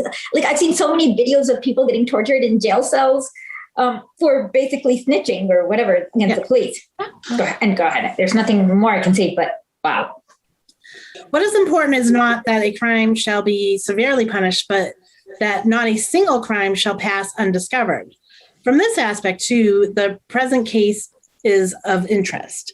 Illegal and savage assault is committed in police stations in the Russian Empire. It may be said without exaggeration, daily and hourly. Yep. And only rare and very exceptional cases are brought up in court. This is not in the least surprising, since the criminals are the very police who, in Russia, are charged with the duty of disclosing crime. Okay, we just have to switch Russia to America. Nothing changes. It's like so frustrating. It's crazy. Yeah, it's crazy. These circumstances compel us to devote all the greater, if unusual, attention to those cases in which the courts are constrained to raise the curtain that conceals such habitual facts. Yep. All right. Note, for example, how the police perpetrate their assault. 5 or 6 of them together set upon their victim with brutal cruelty. Many of them are drunk. All are armed with swords. Guns. That's the difference. Yep. They didn't have guns back then. Yep. Go ahead. And instead of drunk, they're all on steroids, but or some other drug. But not one of them ever strikes the victim with his sword. They are men of experience and they know how to beat a man up. Yep. A sword blow leaves a mark of guilt, but try and prove that bruises made by fists were inflicted by the police. Arrested during a brawl in which he was beaten up. Yes, that's like literally every case in America. If there wasn't cell phones right now, that's most of these cases would be put down to. And your case isn't worth a straw. Yep. Even in the present instance when a man, as it happened, was beaten to death, the devil tempted him to die, a hefty muzzik like that. Who would have thought of it? Oh my God, that's actually exactly what they said with George Floyd about how his heart was weak or his lungs. Something was weak, right? Yeah, I think he had a bad heart. Oh, yeah. Yeah, so they said, like, exactly, this is... Mm-hmm. Oh, go ahead. Eric Gardner his lungs were weak. Oh, okay. That was Eric Gardner when they... because, even his daughter had asthma and stuff. So they, that was one of the things I think they brought up on him. The prosecution. Okay. The prosecution was obliged to bring witnesses to testify that Vozakov was absolutely sound in health before he was taken to the police station. Apparently, the murderers, who maintained throughout the trial that they had not beaten the man, stated that they had brought him to the station in a battered condition. It is an extremely difficult matter to get witnesses to give evidence in a case like this. By a happy chance, the window between the common cell and the soldiers' lockup was not completely curtained off. True, instead of glass, the panes consisted of sheets of tin with holes punched through, and on the side of the soldiers' lockup, these holes were covered up by a leather curtain. By poking a finger through a hole, one could raise the curtain and see what was going on in the soldiers' lockup. Only through this circumstance was it possible at the trial to obtain a picture of the scene of the lesson. Sounds like a cell phone recording in Zara Strange's time. Go ahead. But such negligence as improperly curtained windows could exist only in the past century. In the 20th century, the little window between the common cell and the soldiers' lockup in the Kremlin District Police Station number 1 in Nizhny Novgorod is no doubt blocked up. And since there are no witnesses, woe betide the poor fellow who finds himself in the soldiers' lockup. Absolutely. No, woe betide. In no country in the world is there such a multitude of laws as in Russia. We have laws for everything. There are special regulations governing detention and custody, which specifically state that detention is legally permissible only in special premises, subject to special supervision. As you see, the law is observed. In the police station, there is a special common cell. But before a man is put into the common cell, it is customary to shove him into soldiers' lockups. Must be a law on the book. Although the role of the soldiers' lockup as a real torture chamber was perfectly clear throughout the trial, the judicial authorities did not even think of paying the matter the slightest attention. Surely the prosecuting attorney cannot be expected to expose the excesses of our brutal police and to take measure against them. Sure. Oh my God. I don't know. Like, how do you feel? Like, it's like so identical. And a century later. God. Okay. All right. We have referred to the question of witnesses in a case of this kind. At best, such witnesses can only be persons in the hands of the police. Only under the most exceptional circumstances would it be possible for an outsider to witness a police lesson given in a police station. But it is possible for the police to influence the witnesses that are in their hands. Yep. And this is what happened in the present case. The witness Frolov, who at the time of the murder was in the common cell, stated during the preliminary investigation that Vozikov had been assaulted by the policeman and the sergeant. Later, he withdrew his testimony against Sergeant Panov at the trial. However, he stated that none of the policemen had struck Vozikov, that he had been persuaded to give evidence against the police by Semikin and Baranov, two other men in the common cell who were the principal witnesses for the prosecution, and that the police had not persuaded or prompted him to say this. The witnesses Fadeyev and Antonova stated that no one had laid a finger on Vozikov in the soldiers' lockup, that everything had been quiet there and no quarreling had taken place. So knowing that someone died at the hands of the cops it doesn't convince anyone to lie for the cops at all. But as it to be seen, that's worded weird, as it to be seen, quite the usual thing happened.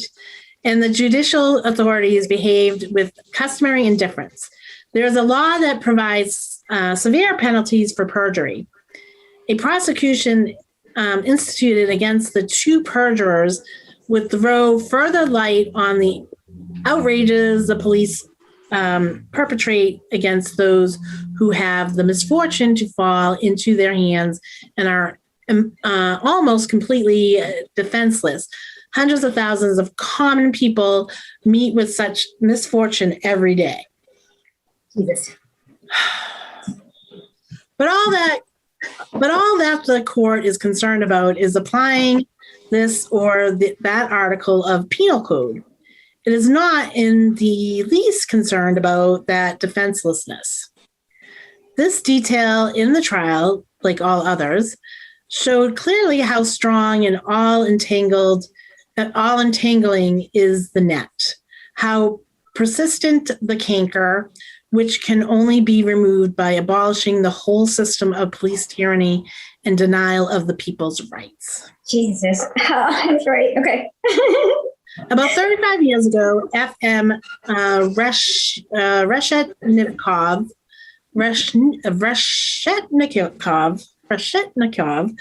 a well-known Russian writer, met with an unpleasant adventure. One evening, he went to the Assembly of Nobles in St. Petersburg under the mistaken impression that a concert was to give a concert there. Yeah. So the policeman at the door barred his way and shouted at him, "What's the shoving? Who are you?" A factory hand roughly replied Reshetnikov, stung to anger by his affront. What followed this reply, as related by Gleb Upensky, was that Reshetnikov spent the night in the police station, from which he emerged bruised and battered, bereft of his money and his ring. "I report this matter to Your Excellency," wrote Reshetnikov in a petition to the St. Petersburg Chief of Police. "I seek no compensation. May I only humbly trouble you with the request that the police officers and their subordinates shall not beat the people. As it is, the people have only sufferings in store for them." The modest request, which a Russian writer was bold enough to make to the chief of police at the Capitol so long ago, has not yet been fulfilled, and it cannot be fulfilled so long as the present political system lasts. Proven right 121 years later, we have capitalism, and at the present 121 plus 35 years, that's 146 years later, same thing. Okay. At the present time, however, every honest man who is tormented by the contemplation of his brutality and violence turns towards the great new movement among the people that is mustering its forces in order to wipe all brutality from the face of the land of Russia and to achieve mankind's finest ideals. Okay. During recent decades, hatred for the police has grown immensely and has become deep-rooted in the hearts of the masses of the common people. The development of urban life, the growth of industry, the spread of literacy have all served to imbue even the uneducated masses with aspirations for a better life and a consciousness of their human dignity. The police, however, have remained as tyrannical and brutal as ever. Oh my God. Yeah. To their bestiality, we now see added a greater subtlety in the detection and persecution of the new most dangerous enemy, i.e., everything that brings to the masses of the people a ray of consciousness of their rights and confidence in their strength. Fertilized by the consciousness and this confidence, popular hatred will find vent, not in savage vengeance, but in a struggle for liberty. Wow. I like that ending. It was a good ending. Yes. Inshallah. It was a horrible story. It was a good ending. And I mean, it's very hopeful and hope, but I'm flabbergasted by how nothing's changed. It's all written here, and nothing's changed. Nope, it hasn't. But yeah, for me, this was like, wow, it's everything's the same, and oh Lord, what is to be done? What is to be done? We got to finish reading that too. Yeah. Yeah, no, I mean, this, the whole, like, yeah, Tsarist Russia. Modern America. Same damn thing happening. Yeah. And so this is why I keep saying Lenin's so relevant, is because nothing's changed. And like, you don't need to actually, like, I literally have to change swords to guns and Russia to America, and everything in this case is identical, every single situation. And one thing that this case really helped me is to understand how information is filtered. So yeah, you have to always remember what they're not telling you and dig further, I guess. And do you have any idea on how to figure that out?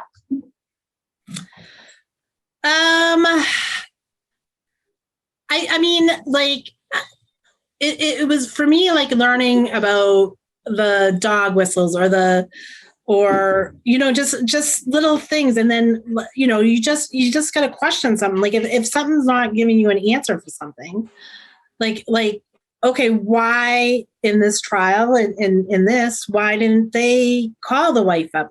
You know, why didn't they use the witnesses that they had gotten information from? Or, you know, like it just, when there's so many questions to something, that's when, you know, that's when you got to say, okay, I'm reading this news story and it just doesn't sit right, you know?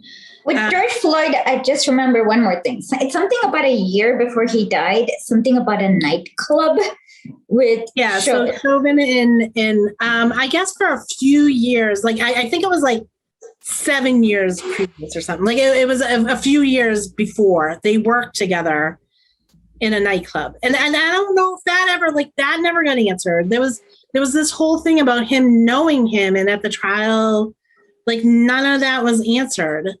You know, and so you had like a lot of, you know, the same crap going on, that, you know, all this stuff got raised and then it can't get brought into the court, you know, and I know, but it can get brought up by you, the citizen journalist. Yeah, I mean, yeah, but like I have my friend's a court reporter, or she was. She they don't really use as many court reporters now, so she spent all that money getting that job for no reason. But she, you know, like she will say, oh, you know, they can't do certain things, or they can't say certain things in our, you know, they can't bring into stuff that would be, what is it, the rotten fruit thing. Like if it, the fruit of the poisonous tree. Yeah, that whole rotten fruit. I mean, but it's like, who are you going to be? Like, eventually it'll have to. If the police says it's not poisonous, usually the judge kind of lets it in. I mean, it's not pure. Yeah.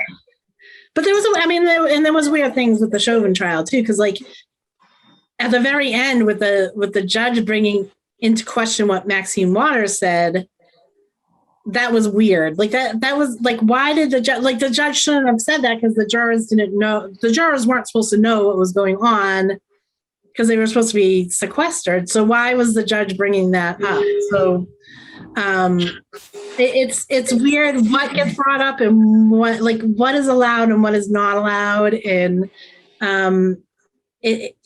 it's amazing. Like if you look at, basically, if you follow a court case, there's a lot of things not being said that should be said, that should be brought to light. And they're not, because of rules of, you know, this whole thing, like, oh, but that could be, you know, make it worse for the person or the victim, or the, like, I don't know how they decide this stuff, but it's ridiculous. And usually, I mean, they say it's based on case law, but it's 9 out of 10, whatever the judge feels. That's what I'm thinking. It's like, it's frustrating, because like you just never know. And like you guys were talking about earlier, like the, you know, having a case and like the lawyer deciding whether they want to not want to take the case. Like I had an issue when I was in my 20s with a medical thing that happened to me, and I brought it to the lawyer, and he's like, we could push it, but it's probably just going to cost you money, because he didn't think, you know what I mean? Like he didn't think that we had enough on it. Plus he talked to another doctor that I talked to, and that other doctor refused to give testimony, even though the doctor told me what the other doctor did was wrong. And the other doctor at that point, when I was going to bring a lawyer into it, decided, no, I'm not going to. It's like soft power. There is like some sort of like soft power. Like this is what they mean. Like having a judge, like let's say like you're like the judge calls some random part, even if the judge is not actually intimidating you, just the fact that the judge is a judge, the prosecutor will take extra attention. So there is so many soft power issues, kind of like what you said with the prosecutor. And then you look at what happens to people who go against the soft power, like Stephen Danziger, whose law license was barred, and he's in house arrest. And even though they say technically it's because he allegedly did some like malpractice, he may have. Everyone does malpractice. They just dug through his record to find that one instance so they could deplore him as punishment, so that future lawyers know not to take the case against whatever company. I can't remember, Chevron or Exxon or both. Kind of like what you were saying earlier, that they were trying to go through Lenin stuff. And if they found that he had like an affair or something like that, they could have poisoned him. They could have said Lenin bad because of affair, but they would have dug into everything to try to find this stuff. And that's the thing about it, is that, like Katie last week asked me to say something, criticize Lenin. And I'm like, the problem is like, and it's hard for people to, like, so I sound like I'm in a cult. Like, but what am I going to, like, there's nothing to criticize here. But it's kind of like if somebody was, okay, so you know how they acted with Bernie, where he used the word, even though he was Jewish and he used the word ghetto, and they tried to pretend that even though his family was literally in a ghetto in Warsaw. It's the same thing. Like if Lenin had like made those kind of like verbal errors or anything like that, like they would have made such a big deal.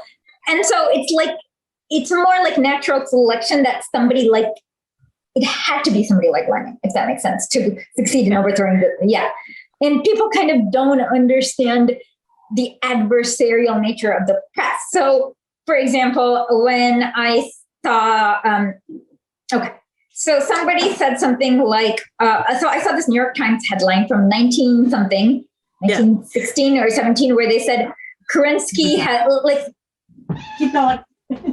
Kerensky like deployed the female guards. It was the day of the October Revolution, where they said Kerensky, whatever his name is, deployed the female fighting guards. Mm-hmm.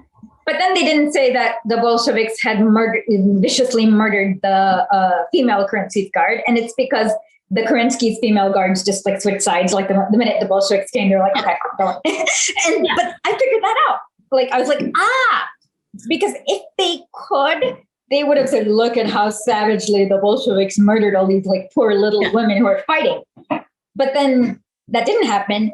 So that silence shows that the guards switched sides. And then I looked at the video, and the guards were like, okay, go in. And so it's kind of the same way with everything. Like,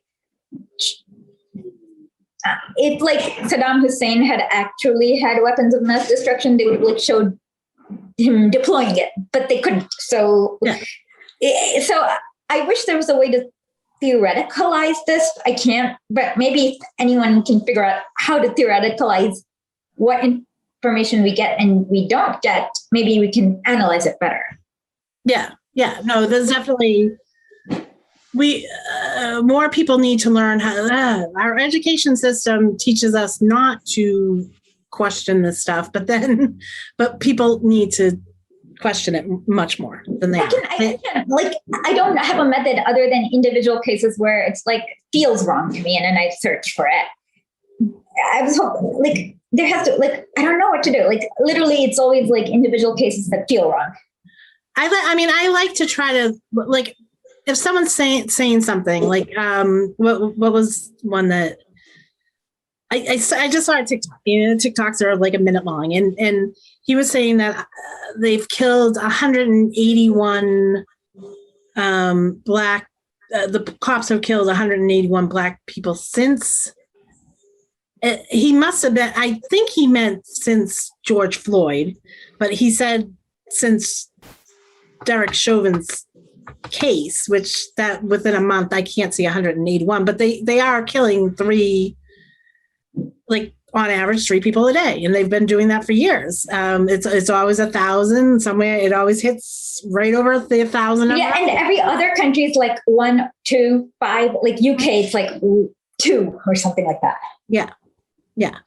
So I mean, it's a huge problem. I mean, but I was talking about the 181, and like I couldn't really find the number. I saw it kind of like on some more right-wingy, or there was one like on the Mirror for UK said it, and it's like, you can't, you have to keep looking. You have to find it in the sources that the people will take, you know what I mean? So like when I say something, a lot of times, like if someone questions what I say on Twitter, I'll actually just Google it and I'll screenshot all the different articles on it, so that like they can't say, I don't like Guardian's bad, and then but okay, but then it's also here that CNN reported the same thing. Like, you know what I mean? Like, yeah. Like, choose one then, because here's a right-wing one, here's an independent one, and here's a liberal one. You choose which one you prefer to use. So like that's how I kind of like try to give information, because everyone's all iffy about the sources and stuff like that. But I mean, I love when there's a number, like there's a number that the government gave out and places are reporting on it, and you give them like a independent article, and they're like, oh well, that's independent, that's not means that's not real, and it's like, that's a freaking number from the government, like, or it's a quote. That's a freaking quote from the person. Like Biden said that out of his mouth. Yeah, it's nuts.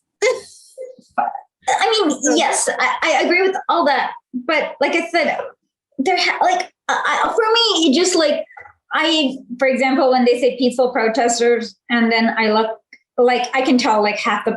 Okay, so in America. Domestically, when they claim protesters have violence, usually there's no violence. Yeah. But in China, like they were saying, oh, these monks protested. And then you realize that the monks like went on this like murderous rampage. And it's like, so it's kind of like, it's both ways. In America, they'll lie about the violence. In China, they'll lie about the protesters being peaceful. And then in both ends, it's like, it's so... There's no way, like, other than it feels like, for me, it's like, why would the Chinese police act so over the top if it was just like peaceful monks? And then you're like, oh, the monks had machine guns, and then they went on monks, of course, and went on a shooting rampage. I'll tweet it, and then it's like, there doesn't sound. So it's like I'm trying, like, it's kind of. I just think. I put myself in the position of each person there and kind of act logically. And then you're like, but there's no system other than it feels wrong to me. And I can't think of a system, but if somebody can, please put your algorithm on the link below. Yeah. And finally, we want to convert more right-wingers, liberals into Lenin fans. So if you have an aunt, uncle, cousin, dad, mom, please recommend them to us, because we don't want to have like celebrities or whatever. We want to have the ordinary person. So, and with that, I say, paka paka.